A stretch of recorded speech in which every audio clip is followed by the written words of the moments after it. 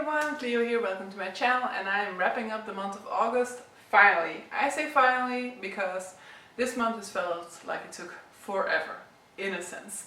And then I'm mostly talking about work life, because work was so slow and I really started to feel like work was kind of like a waste of time this month. Like really, like I had so much to do at home that I was just really like feeling like, come on, when is this over so that I can get home to work, so that I can get home to work.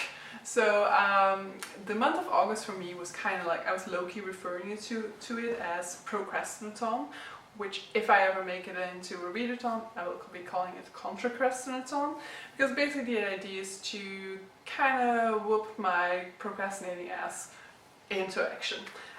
This month I did this in multiple ways. So in like the live section of this, I kind of got my kitchen tiled, I cleaned the junk room, not entirely yet, but at least like the floor is visible again, the bed is entirely visible, a lot of stuff has been put into shelves, a lot of stuff has been thrown away, and so I have a whole lot less of junk in that room at this point. Still need to fine tune it a bit, and so hopefully we'll be able to use it as an actual desk at some point. Then I got rid of my TV subscription because I wasn't actually using it. I did some stuff so that I can probably, hopefully, sell my car pretty soon. So it's been very good for me, but like this all got inspired by the idea of me wanting to tackle the oldest book on my TBR, and like the book that is like the most daunting for me on my 2019 TBR, and that is War and Peace by Leo Tolstoy. So yeah, this clapper of a book, 1215 pages, finished it this month. We'll be talking about it later. So first book that I finished this month is Find Me Gone by Meuleman. This is for a book club read. This like session of book club we were focusing on crime, which is not my favorite genre, and so I also didn't vote for it, but yeah, it's a democracy, so in the end, like the 4 other members of book club really wanted crime, so yeah, we ended up with it. This book has not changed my mind on crime at all. So in Find Me Gone we follow Sophie and Hannah, or Hannah, I'll pronounce it English. It's actually a Flemish book, so that's why I'm pronouncing it Dutch. But so Sophie and Hannah have been really close when they were children, and then like there was a relationship even going on between them, and then they sort of grew apart, and we were given this story of like what happened when they were children in flashbacks from the perspective of current day Hannah, who is working in New York, where she's a columnist for a fashion magazine, and she's just decided to give up that job in order to pursue her dream of writing a book about Agatha Christie. Learn to pronounce names. Agatha Christie. And so there's kind of a mystery in the sense that we are kind of hinted at in the first opening chapter that something happens to Sophie in their youth. And so problem that I had with this book was mainly like, first of all, I read it in the original language Dutch, but it felt like it was a translation from English. Which is something that I feel editors should be taking care of, and then the editor did the opposite problem of like making the Flemish seem more like standard Dutch, so that which always makes it more Dutch, which I cannot stand. Well, I can stand the language, but it's just like if you have a Flemish author, you make them sound Flemish, or you keep the Flemish sound to their book. But in any case. But so yeah, that's a problem that you won't have if you're reading the English version, of course. But the main problem that I had with the story is, first, it suffered a lot from like from debut novel problems. So it's very much the author writing herself into the book. So the main character is a fashion columnist in New York who used to live in Belgium. Our author is a fashion columnist who used to live in Belgium. She is writing a book, the author is writing a book. I mean, it's so self-evident, which I don't necessarily think is always a problem. The problem is that that aspect of the book adds nothing, you know, it's just the reality of the main character, but it's not that the fact that she's a fashion columnist has any sort of an impact on the story at all. And so in that sense, to me, it just feels like lazy to have her, like, it's so self-evident and it doesn't serve a purpose in that sense. Secondly, what I find to be a big problem about this book is that it's all suspense and it doesn't pay off. It feels it feels mostly like the writer is toying with the reader. And this is a problem that I have with crime a lot, or with mystery a lot. You know, the whole point of mystery is to get the mystery resolved.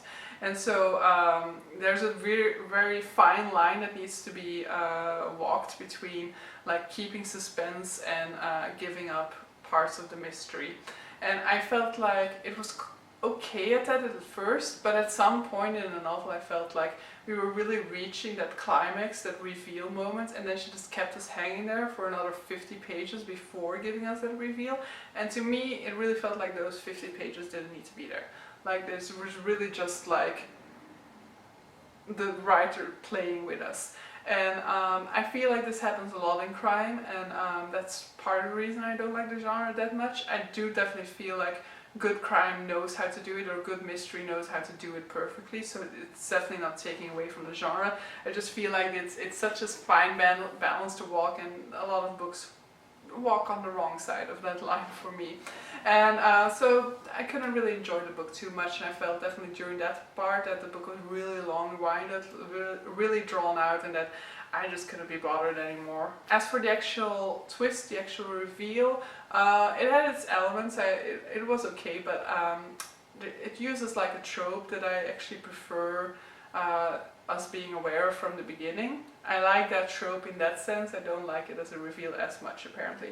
But so that was that. I will say that, like, yeah, the people who liked crime, they liked it better than me. They thought it was really fast paced, and that like at no point in the book did they have to like force themselves to pick it up. So they had a different experience with it than me. So if you like crime, you will most likely also like this book.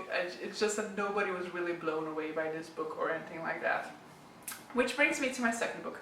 I'm going to be trying to keep it short here, because I filmed a book talk about this one. I will link it down below if I've posted this one before I post my August wrap up. If not, you know that you can look forward to that one. And the whole reason for filming a book wrap for this one is because my first attempt at this wrap up was an hour long, I think, because I talked too much about this book. So I'm going to say a little about this. I really loved it, and I think it exceeded my expectations by so much. I was going into it expecting it to be difficult to get through, expecting to have to focus myself on it in order to be able to follow who's who and what's happening with who. I was expecting to be long-winded a lot of the time, a lot of repetition and stuff like that. And I'm not saying it doesn't have those elements. It has a difficult name, so you need to focus a little bit on it at the beginning. It has repetition in it, definitely multiple times. It can be long-winded in places. There are certainly scenes that it could have deleted from this book without it taking too much away from the main overarching story, which by the way I haven't explained yet. But so basically we are following Russia and like a set of people from the aristocracy in Russia during the Napoleonic War. So we're following them at the front, them at home. We're following the women who have to wait for news from the front, the men who are at front, who have really not had to deal with this sort of experience in their life before, and we're getting kind of like a confrontation with themselves, seeing how they respond to these types of situations and the types of situations that they are being exposed to. And I think it's masterfully done. I really felt like it was very much an Austen sort of novel. Like at times I felt like the tone was very reminiscent of Austen's work, and like the moving into the high society circles. All of this sort of like high society dealing in which you're trying to get like the best position for your son, or in which you're trying to get your daughters married off to the richest heir possible. All of this was very reminiscent of Austen, and that's not to say that it's just the high society part, because I've read multiple novels like that, but I think it was a very perfect combination of that tone and that society, which made it very reminiscent of Austen. But it is very bigger in scope than an Austen novel, because an Austen novel is usually centered around a heroine and like her quest for love, or her discovering love throughout the book or anything like like that. We definitely have this here as well, when we have multiple characters like that, and we're not just following that, we're also getting reflection on the way history is written, the way wars are fought, and how it is the reality of war is very different than what history books have to say about them. And so yeah, I think this is a very fascinating book. I highlighted so many passages in this book, really. I might actually do like a video about some of the passages that I highlighted in this book, who knows. But yeah, I would say if you're intrigued by this explanation, you want more, definitely go to and check out my book talk about it. But I will leave you with this, that I thoroughly enjoyed it. I have at no point throughout this month did I feel like, why did I pick this book up, or I wish I could pick up this or that other book. Actually, while I had to pick up the book for book club, I was like, why do I have to pick up this book? I want to be picking up War and Peace, which is something I would have never imagined I was going to say in my wrap-up for this book.